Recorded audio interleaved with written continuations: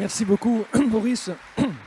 J'espère que Boris vous a donné vraiment envie de lire les audits, d'en faire.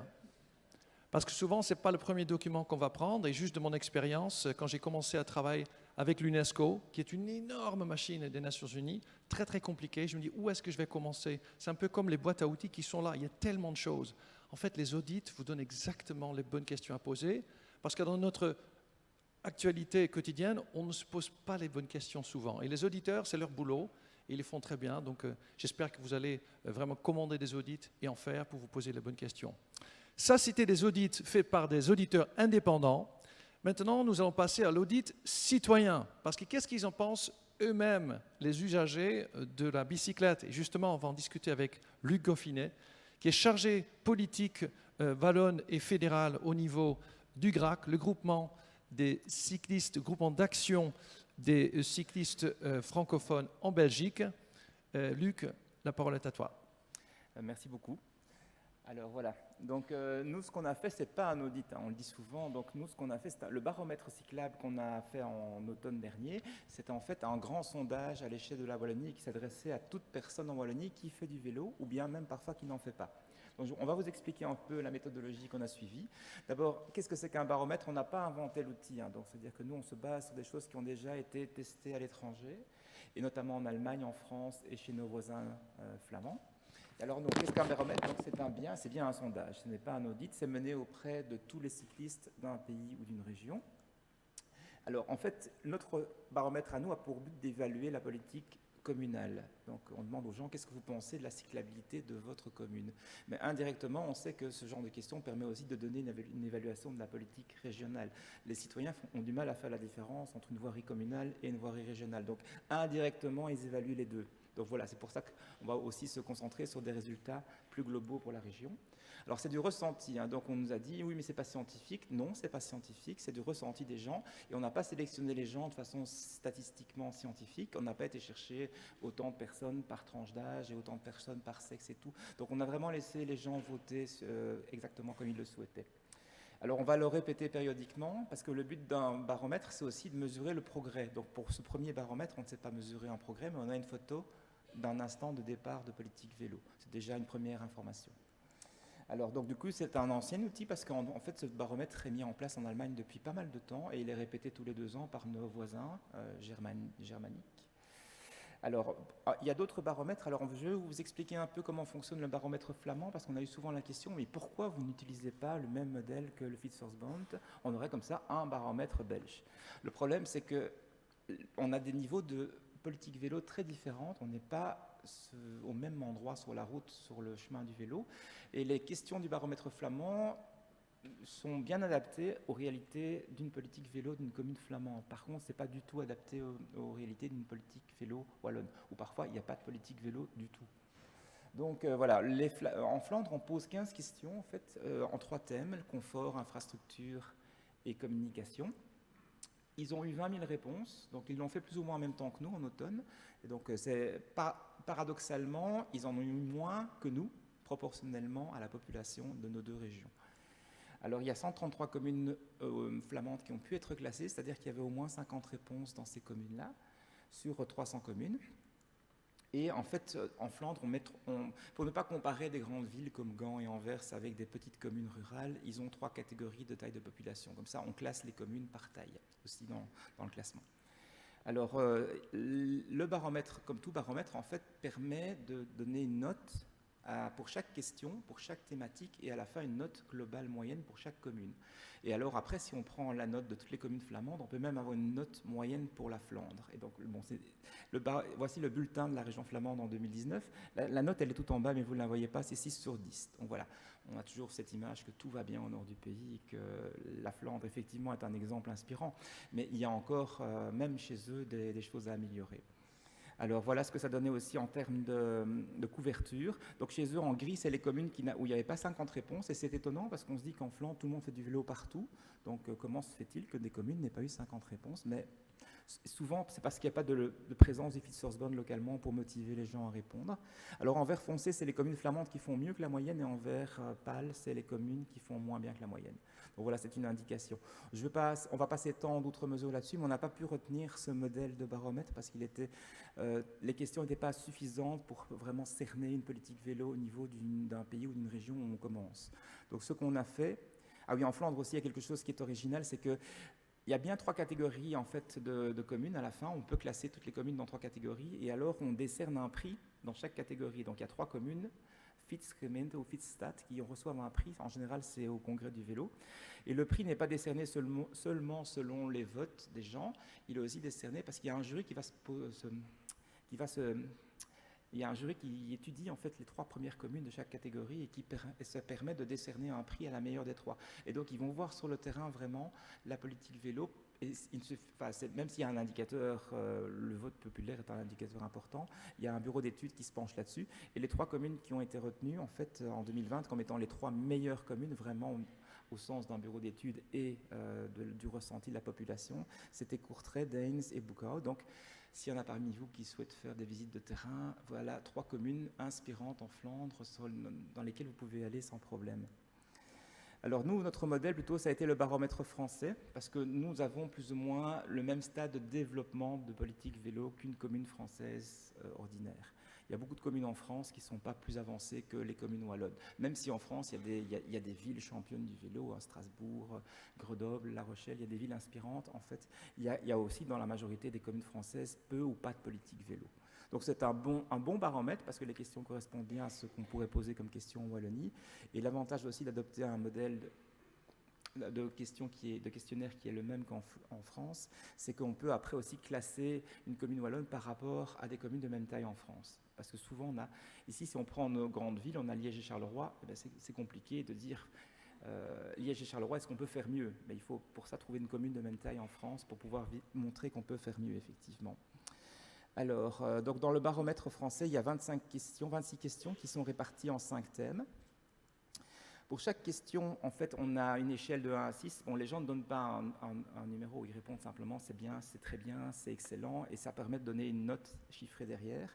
Et l'intérêt d'avoir des questions qui peuvent être chiffrées derrière, c'est qu'après, on peut avoir une note moyenne par question, par thématique, et puis au final, pour chaque ville et chaque commune. Et alors, pour visualiser les résultats, c'est bien d'avoir une note moyenne comprise entre 1 et 6, mais pour les gens, ça ne veut pas dire grand-chose. Donc, les Français ont imaginé cette échelle, un peu comme pour les appareils énergétiques, où on peut classer la politique vélo. Et donc, on a des labels A+, qui correspondent aux meilleures notes, et puis on a en plus, en dessous, là, en rouge, le label rouge, la lettre G pour les communes qui ont vraiment une très mauvaise politique vélo. Alors voilà, et vous voyez qu'en l'histogramme en France, il est un peu comparable à la Wallonie. En fait, quand on prend le classement français, on se rend compte qu'il y a quelques champions, effectivement, qui sont en vert ou en vert foncé, mais que la majorité des communes sont en rouge, orange ou jaune, jaune pâle, et que donc la politique vélo en France n'est pas spécialement plus développée qu'elle ne l'est dans une commune wallonne prise au hasard. Alors voilà, pour avoir une idée en fait des champions en France, dans la catégorie des grandes villes, c'est surtout Grenoble qui ressort, suivi par Strasbourg, et puis Rennes. Alors, dans d'autres villes plus petites, c'est La Rochelle qui sort en tête. Après, si vous voulez vraiment aller passer vos vacances dans des petites villes, voilà le classement des petites villes. Donc, vous avez des idées pour des excursions ou des mini-trips en France. Et alors, en France aussi, ils ont profité du baromètre pour poser une autre question, pour faire demander aux gens où sont les points noirs. Nous, on a déjà fait plusieurs fois l'exercice en Wallonie de mettre des cartes et de demander aux gens de classer les points noirs. Mais par contre, en France, ils n'ont pas ces outils-là parce que la France est un très grand pays, il n'y a pas des grosses associations partout. Donc, ils avaient profité du baromètre pour demander aux gens de mettre sur des cartes, en fait, les points noirs. Alors, pour en venir à notre baromètre à nous, qui a été fait avec le soutien de la région wallonne, comme celui en France est fait avec le soutien du ministère de l'Environnement, je pense, et en Flandre avec le soutien de la région flamande. On a rassemblé pas mal de partenaires, donc on remercie, et ils sont tous ici, je pense. L'Union wallonne des entreprises est là aussi. Alors voilà, en termes de réponses, voilà les réponses qu'on a eues sur l'ensemble de la Wallonie. Alors, il y a beaucoup de communes où on n'a pas eu de réponse. Il y en a 162 qui sont en gris, on n'a pas atteint les 50 réponses, mais il y en a pas même une centaine où on a atteint les 50 réponses. Et alors, on voit ici En fonction des couleurs, en fait, c'est le taux de réponse par commune. Et ce qui est étonnant, c'est qu'effectivement, il y a beaucoup de réponses à Liège. On a eu 1000 réponses à Liège, donc ça, c'est vraiment impressionnant. Mais en termes de population, c'est un score honorable. Par contre, il y a 2 petites communes en Bordeaux, là, qui apparaissent, qui sont des toutes petites communes rurales, mais ils ont obtenu un peu plus de 50 réponses, mais par rapport à la taille de la commune, c'était vraiment pas mal du tout. Donc voilà, c'est souvent les communes rurales où il y a peu de monde, peu de population, peu de cyclistes, des longues distances où on a le moins de réponses. Donc c'est pas du tout choquant. En gros, on couvre les 2 tiers de la population quand même avec les 100 communes qui ont été classées dans le baromètre. Alors on a eu 13 500 participants. Alors qui sont ces participants? On leur a posé la question, est-ce que vous pratiquez un peu, beaucoup ou pas du tout le vélo? Et grâce à ça, on a pu classer les participants en 2 catégories. D'abord 1000 personnes qui ne font pas de vélo. Eux n'ont pas dû répondre aux 26 questions du baromètre. Ils ont simplement dû donner les freins qui font qu'ils ne font pas de vélo. On leur a posé la question, vous ne faites pas de vélo, mais pourquoi?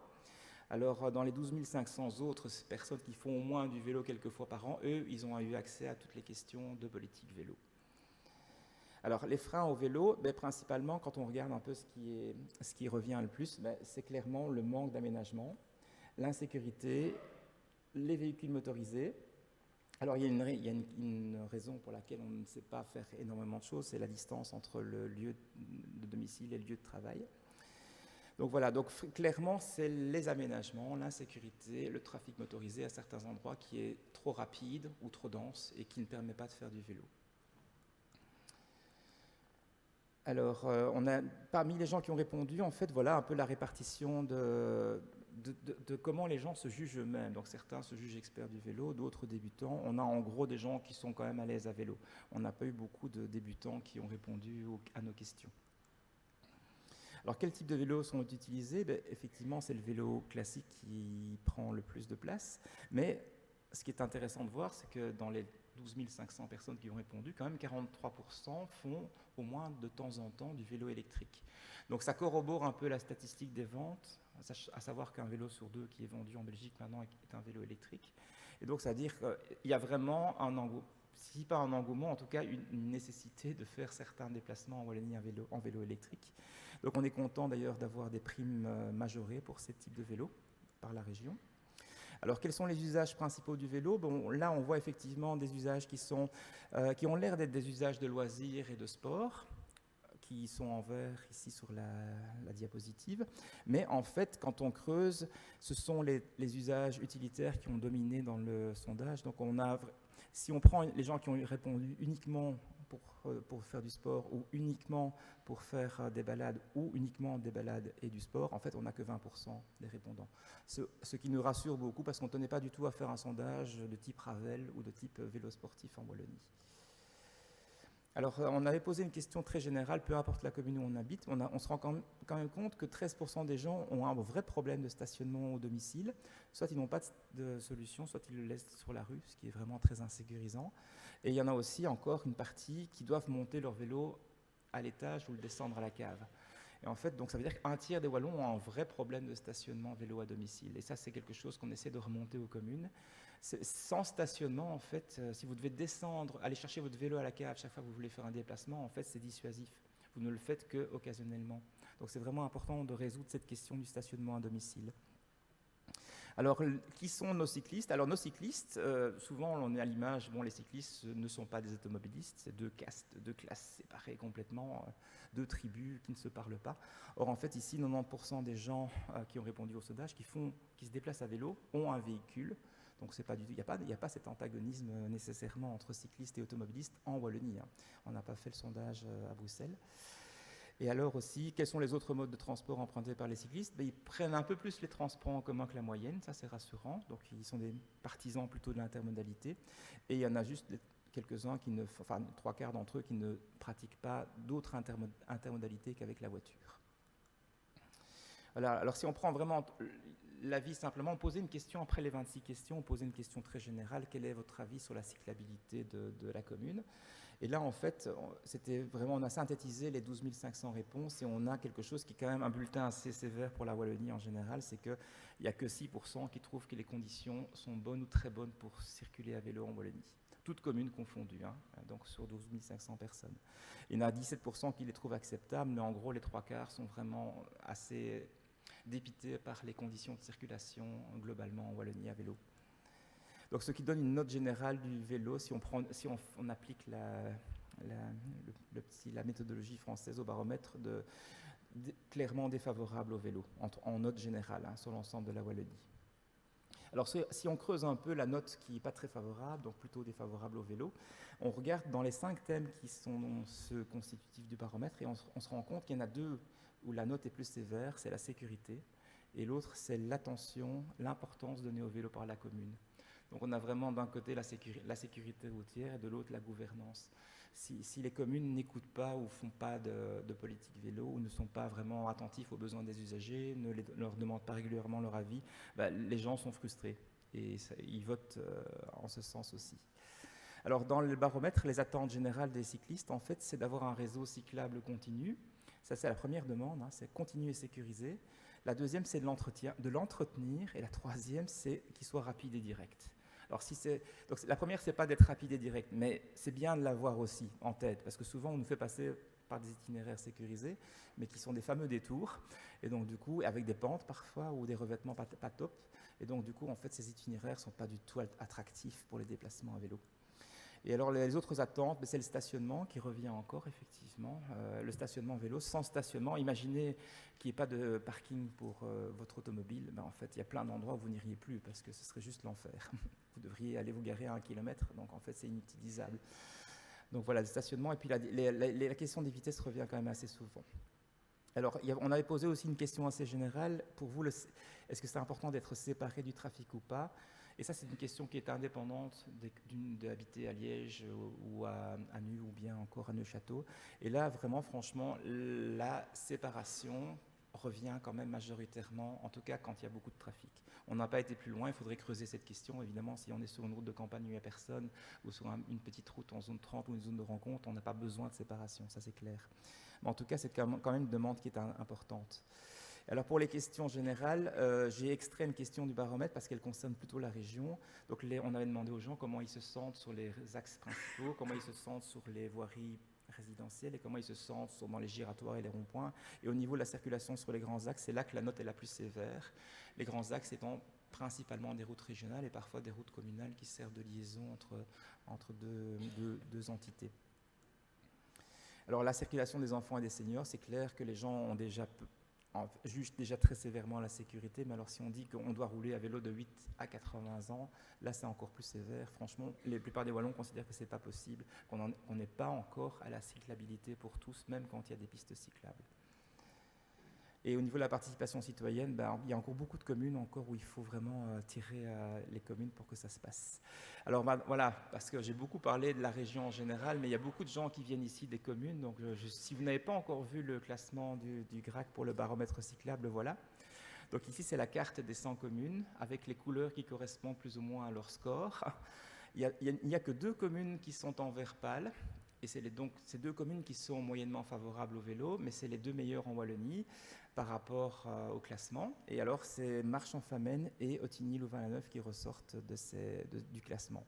On a après beaucoup de communes qui sont moyennement favorables, voire défavorables. Alors, il n'y en a que 2 en rouge. Alors, les 2 en rouge, on s'excuse un peu auprès de Saint-Georges-sur-Meuse et Gemep-sur-Sambre. Si elles sont en rouge, ces coup-ci, il y en a encore 162. On n'a pas eu assez de votes pour les classer, mais il est très probable qu'on aurait eu beaucoup de communes en rouge si on avait eu le classement de l'intégralité de toutes les communes wallonnes. Donc voilà, on ne va pas stigmatiser ces 2 communes-là en particulier parce qu'on sait qu'il y en a beaucoup d'autres où il n'y a pas de politique du vélo parce qu'historiquement, on n'en a jamais fait. On n'a pas participé au premier appel à projet Wallonie cyclable.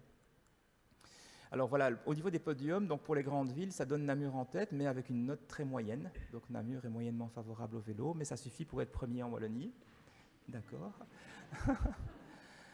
Et alors les 2 autres villes suivantes sont défavorables au vélo, mais sont quand même classées 2e et 3e. Donc voilà, merci quand même à Tournai et à Mons pour les efforts, mais il y a encore du chemin. Alors après, quand on passe à d'autres communes, là on a Marchand-Famenne pour les petites communes entre 10 000 et 20 000 habitants. Là, Marchand-Famenne a un score plutôt favorables au vélo, mais les deuxièmes et troisièmes ne sont que moyennement favorables au vélo. Alors après, on a encore les communes Ottigny, par exemple, qui est favorable au vélo, puis Jean-Blot et Ath, qui se classent deuxième et troisième. Et puis après, pour les toutes petites communes, on a Wallin, Orbe-Jauche et Gèves. Aucune de ces communes n'a une note verte, donc il y a du boulot aussi, mais c'est déjà positif. C'est un encouragement pour les communes comme Wallin qui travaillent depuis plus de 10 ans à leur politique vélo. Et pour des communes comme Gèves qui ont commencé plus tard, mais qui font des choses qui doivent rattraper le retard. Alors les enseignements principaux du baromètre, tout d'abord, en fait, ce n'est pas le relief et la météo qui font la différence, c'est l'engagement et la vision politique. C'est-à-dire si vous avez une commune qui n'a pas de politique vélo, il y aura très peu de cyclistes et donc le baromètre sera très défavorable. Ce n'est pas nous qui avons arrangé les choses pour que ce soit comme ça, mais on constate clairement que les deux communes qui sont vraiment en vert pâle dans le classement ont depuis longtemps une politique vélo, ont une vision de ce qu'il faut faire, ils ont des engagements, ils ont mis des moyens, ils ont fait tous les appels à projets, donc il y a vraiment un engagement et un combat au quotidien dans ces communes-là, ce qui n'est pas le cas de toutes les communes wallonnes. Et alors, en fait, c'est aussi la longueur dans le temps. C'est clair que si Marchand-Famenne et Ottigny ont bien performé, entre guillemets, c'est parce qu'en fait, ça fait plus de 10 ans. Ils n'ont pas attendu même le premier projet Wallonie Cyclable pour faire des aménagements. Et je suis presque à la fin, c'est mon dernier slide. Voilà, et donc, alors, en plus, on se rend compte aussi qu'il y a des communes qui ont fait des aménagements, mais qui sont mal classées. Et quand on creuse un peu la question, en fait, ces communes-là ne sont pas dans un dialogue très constructif avec les cyclistes qui vivent là. Et donc, on a comme ça des aménagements qui sont faits, qui ne sont pas ceux qui sont demandés, ou qui sont mal faits, mais il n'y a pas eu de discussion possible. Et donc, la commune se retrouve avec finalement une très mauvaise note, alors qu'elle a fait objectivement des choses pour le vélo. Et alors le dernier enseignement, donc le vélo c'est pas culturel, donc on voit effectivement qu'en France, la moyenne française n'est pas meilleure que la nôtre, mais il y a des communes qui sont quand même beaucoup plus en avance que nous en Flandre. Si on prenait Namur, notre championne du vélo pour les grandes villes, elle ne serait que 45e à l'échelle française. Donc il y a 44 villes en France qui sont de la même taille ou plus grandes que Namur, qui font mieux. Donc il y a franchement moyen de faire beaucoup mieux que les Wallonnes. Et la première commune wallonne, toute catégorie confondue, c'est Marchand-Famenne, je pense. Elle ne serait que 141e dans le classement français. Donc voilà, on peut féliciter les communes qui sont classées sur le podium, mais on ne va pas décerner des coupes. Voilà, il n'y aura pas de fleurs. Et voilà, donc je vais rendre la parole à notre animateur et merci beaucoup. Merci beaucoup, Luc. Cet outil, avant de donner la parole au dernier intervenant de cette table ronde, a tout changé en France parce qu'il a sorti ces discussions de la sphère purement technique. Luc l'a dit, c'est une question de ressentiment. Ça l'a rendu politique aussi.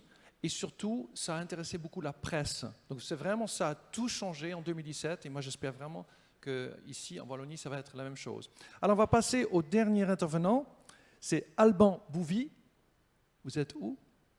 Ah, il arrive. Alban est de l'association BWAP,